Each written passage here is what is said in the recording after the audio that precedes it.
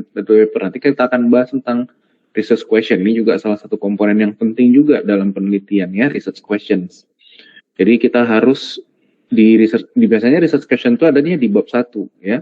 Di bab 3 ini di research metodologi kita harus bisa mengembangkan atau menghubungkan dari research question ke penelitian yang kita lakukan ini ya.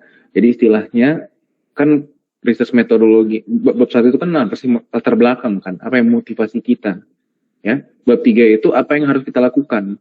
Tentu harus ada dong konektornya antara kenapa kita melakukan ini dengan apa yang mau kita dapatkan. Nah itu dijelaskan di awal-awal itu tentang linking question to result gitu ya.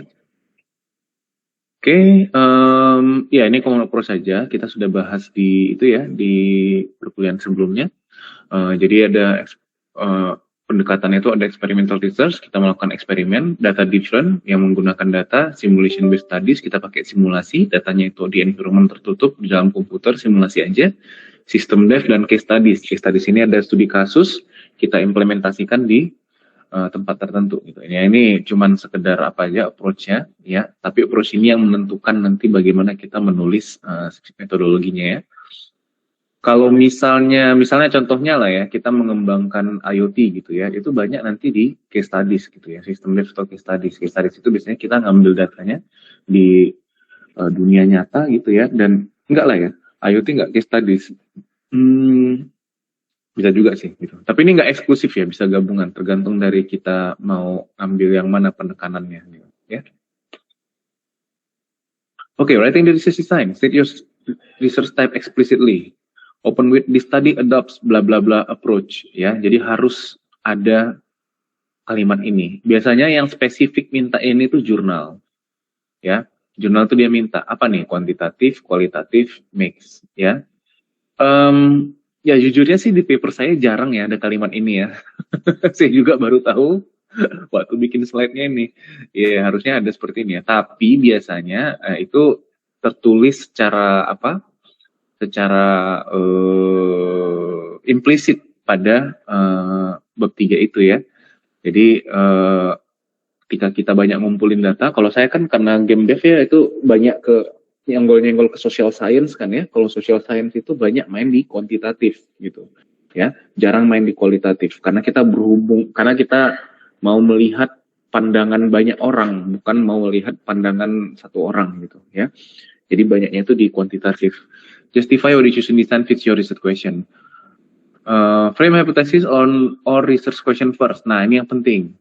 Ya, jadi biasakan menggunakan research question. Bahkan kalau jurnal nggak ada research questionnya, itu nggak akan di accept sama mereka. Ini contoh penelitian saya yang baru saya submit, belum lulus, belum coba ya saya buka dulu ya.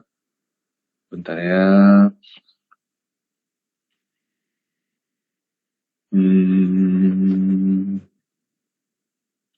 Apa yang terakhir ya? Saya lupa. CLT English ini.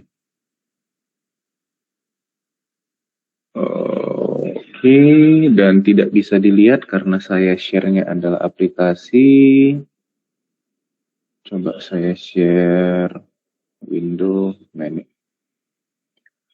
Ya, jadi ini saya kolaborasi dengan salah satu dosen bahasa Inggris di USU ya. Saya mengembangkan aplikasi permainan edukasi bahasa Inggris dan saya pengen lihat apakah ini efektif atau enggak. Saya pakai komponen gamenya gitu ya. Jadi bab 3-nya itu mereka langsung minta apa research question-nya gitu ya. Jadi saya langsung bikin RQ, biasanya ada RQ-nya ini ya, ini RQ-nya. Inilah dia research question. Inilah yang pertanyaan yang mau saya jawab dari penelitian saya ini. Ya. Nanti nyambungnya kemana? Nyambungnya itu bab 3.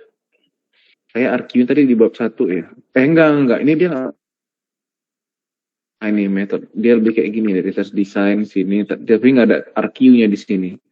Ya, tapi secara implisit sudah ada saya taruh RQ-nya tujuannya. Saya nyambung RQ-nya itu ke discussion-nya. Jadi di akhir dari apa? Nah, ini finding and discussion, ini ada RQ-nya. Inilah RQ1, inilah RQ2. Bukan. Mana RQ-nya? Nggak dibilang juga ya. Oh, sini discussion. Ya, jadi di sini saya bahas RQ-nya itu. Ada nggak ya spesifik bilang RQ1, RQ2? Nggak ada kayaknya. Tapi kalau misalnya lihat dari kalimat ini pasti nyambung ke RQ1-nya. Ini yang pertama, dan yang kedua ini berarti. Ini.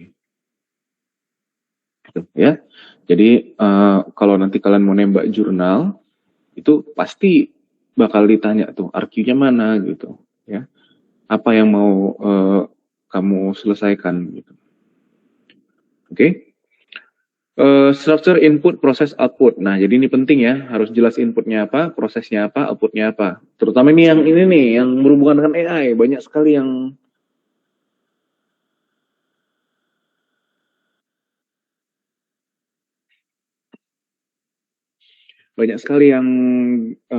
nggak meletakkan input proses outputnya. Jadi ini salah satu komponen penting juga.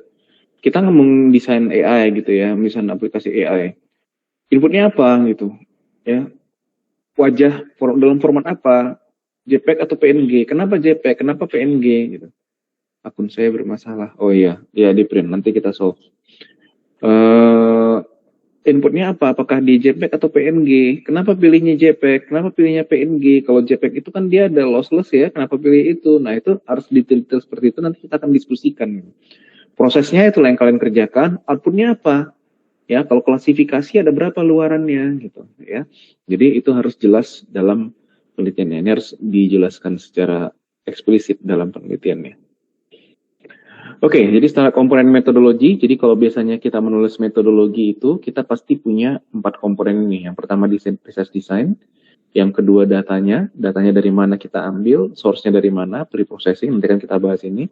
Ya. Kemudian metodenya, apa ya metode yang kita usulkan untuk menyelesaikan, untuk memproses data ini, dan untuk menyelesaikan masalah dan research question-nya ya.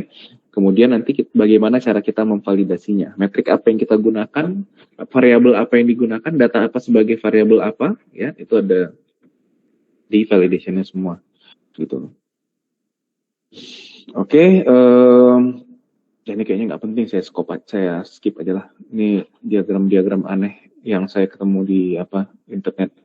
Oke, nah ini juga yang paling penting, yang kadang-kadang orang nggak describing tools and environment. Tools ini dan environment ini itu biasanya orang buat apa sih kita bikin toolsnya gitu.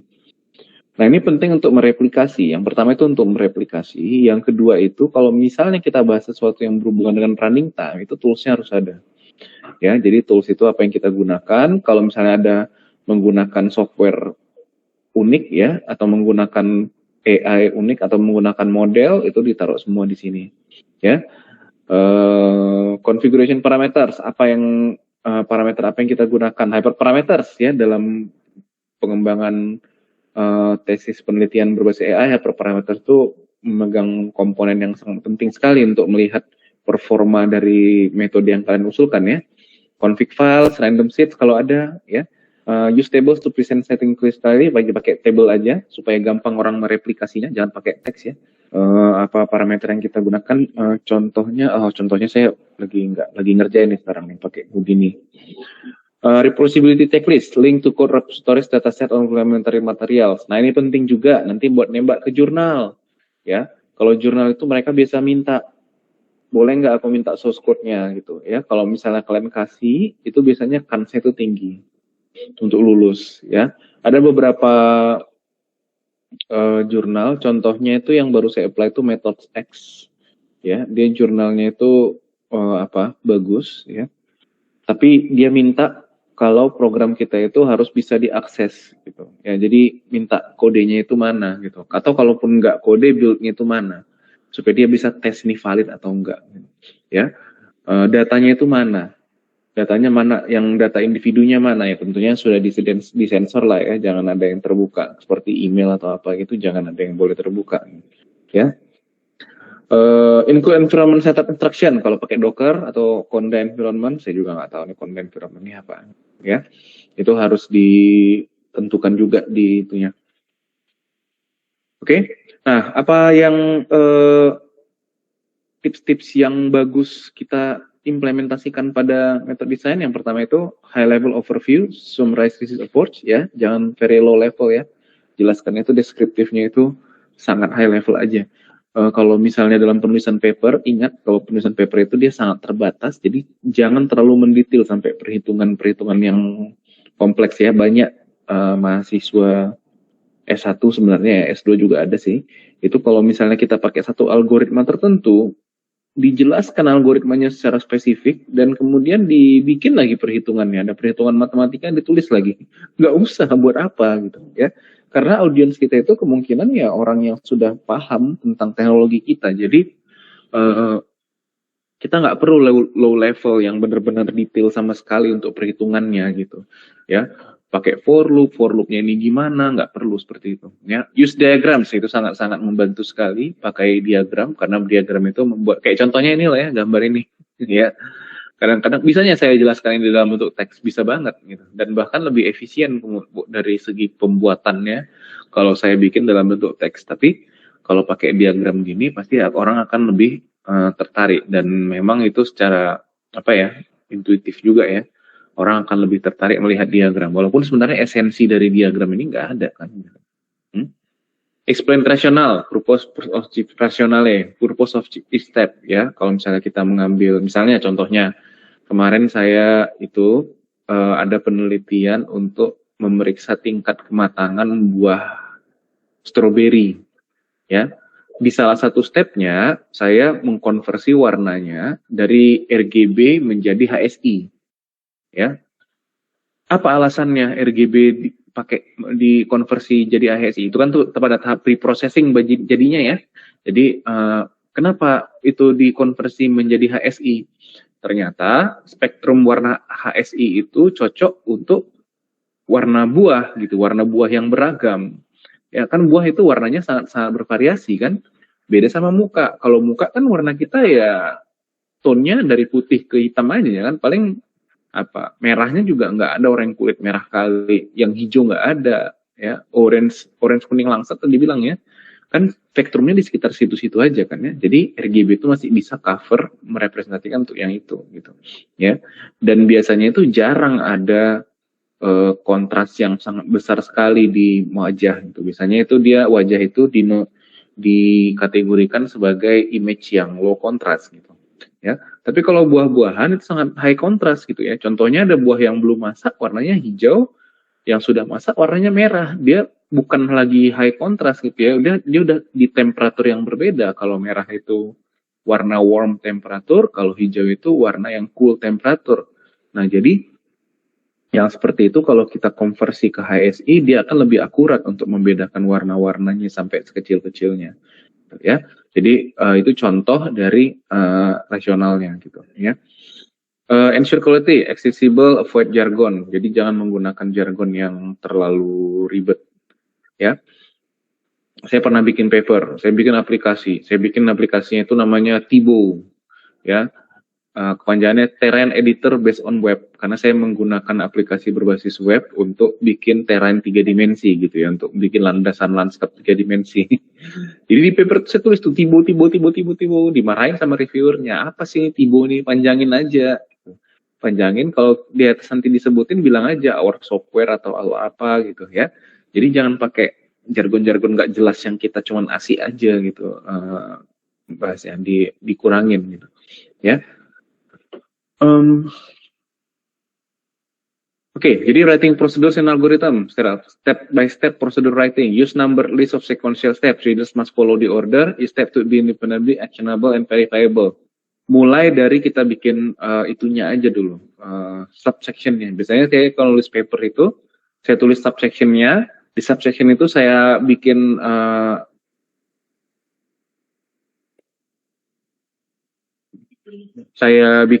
itunya.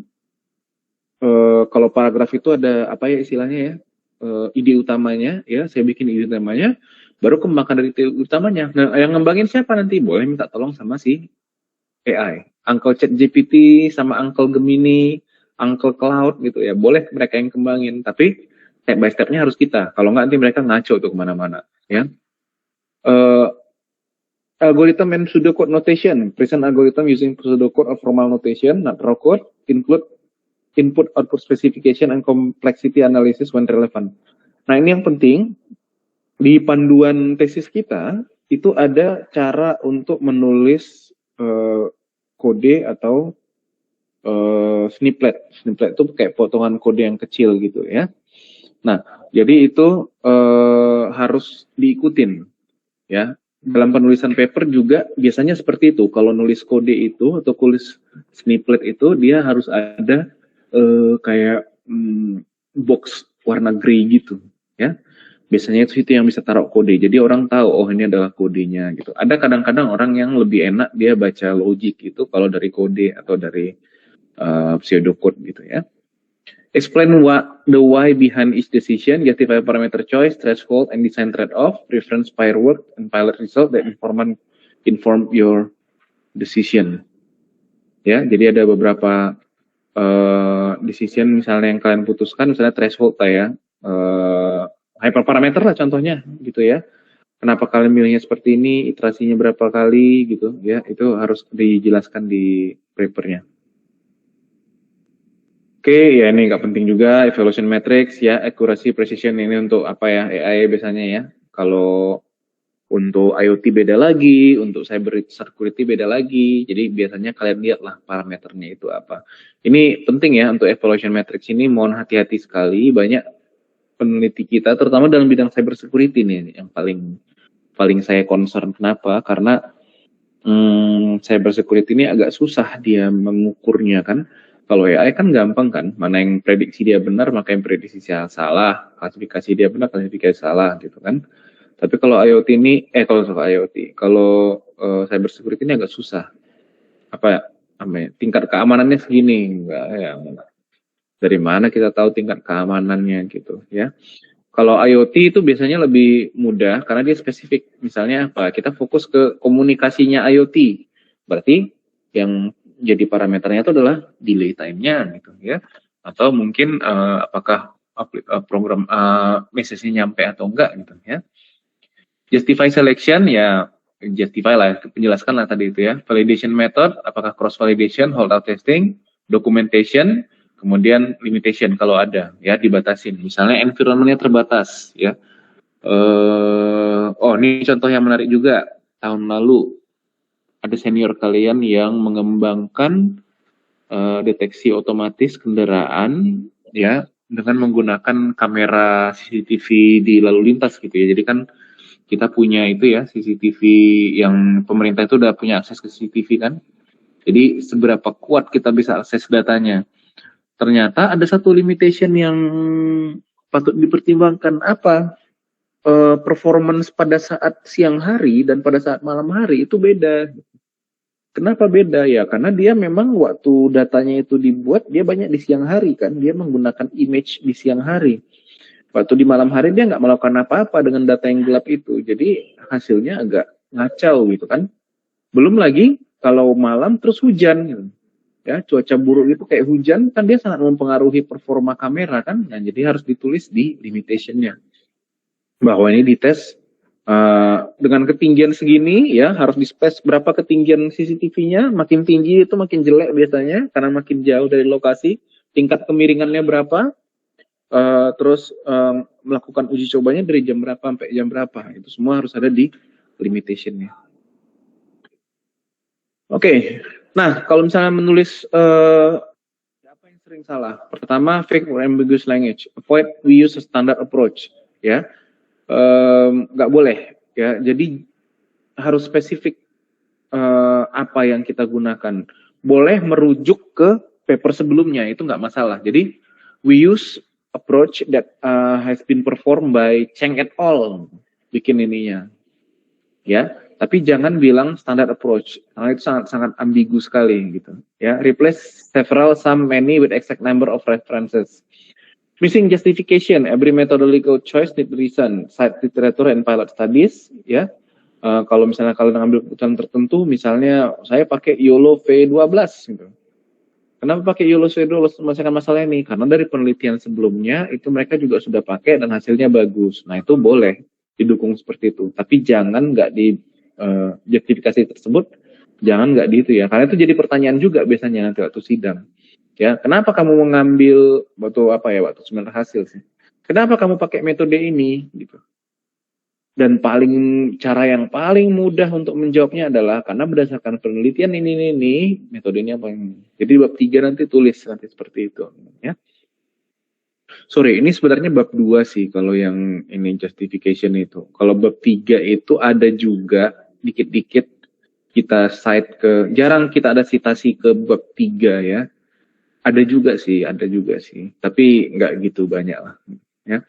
Inconsistent terminology, define key terms and use them consistently throughout the paper. Create an acronym table if your method introduce multiple abbreviations. Ya, jadi kalau ada terminologi yang jangan kalian asumsikan bahwa istilah-istilah yang kalian pakai itu pasti diketahui oleh si pembaca, belum tentu ya. Jadi sebisa mungkin jelaskan terminologi. Bikin table kalau apa. Ya, ini artinya ini gitu. Ya, walaupun pembacanya itu adalah pakar, tapi belum tentu pakar itu memiliki experience yang sama dengan kalian kan. Jadi biasanya beberapa terminologi itu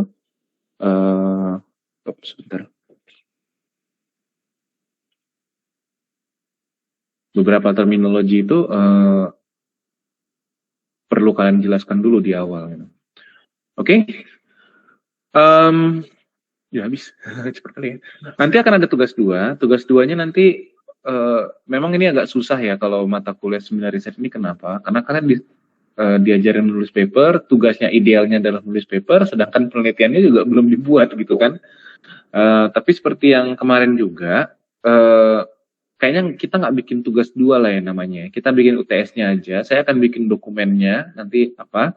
Jadi UTS kalian itu adalah untuk membuat paper dalam format IEEE ya dari bab 1 sampai bab 3 dan daftar pustaka. Ya. Pak, tapi kan saya belum tahu topik penelitian saya apa atau saya belum tahu mau menggunakan apa. Enggak apa-apa. Kalian kan udah harusnya sampai momen ini kan udah tahu kan mau topiknya apa ya, dan udah juga ada penelitian terdahulu yang kalian bisa jadikan referensi. Coba aja pakai penelitian itu dulu ya.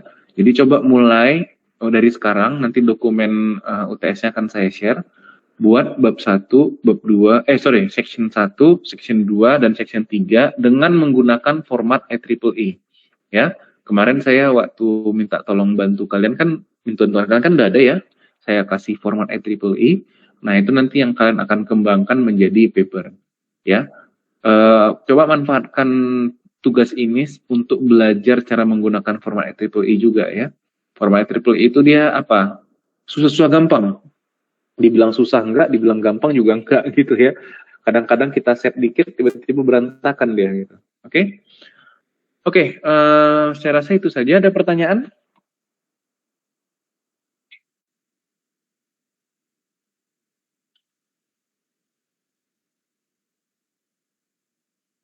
Oke, kalau tidak ada pertanyaan, seperti biasanya ada pertanyaan kalau online, pinter-pinter mahasiswa MTI ini. Kalau tidak ada pertanyaan, saya rasa sekian dulu perkuliahan kita. Terima kasih atas kesediaan untuk hadir. Kuliah berikutnya kita akan laksanakan secara luring di lantai 3 dan hari Jumat ini dengan topik presentasi lanjutan yang kemarin. Oke, terima kasih dan selamat siang semua. Terima kasih, Pak. Terima kasih, Pak.